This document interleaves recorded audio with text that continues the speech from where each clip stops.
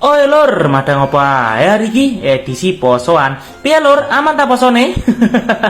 Muga-muga lancar terus yo. Weh, gak kerasa wis poso neh lho. Beh.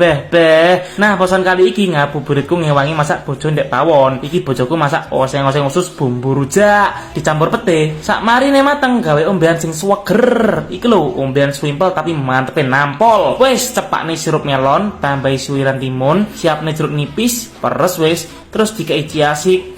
Garek ditambahi banyu es. Wes ngene tok, swimpel. Ketok menggoda lo ya. Sabar dilungkas. Wes meh azan lur, detik-detik yang paling ditunggu iki. Nah, kae lo wes azan. Bismillah. Jo, buka lur. Sewager banget asli, gak ngapusi. Iki meneh tak tambahi kerupuk timun karo sing wajib ndok ceploke ya. Bismillah. Pae ya jan enak. Masakane bojo nomor 1 wes.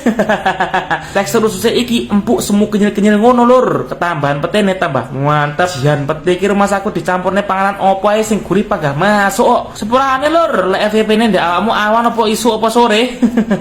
Sing sabar yo, upload jane iki panggah bengi lho. Wes ngono ae, mantep pol.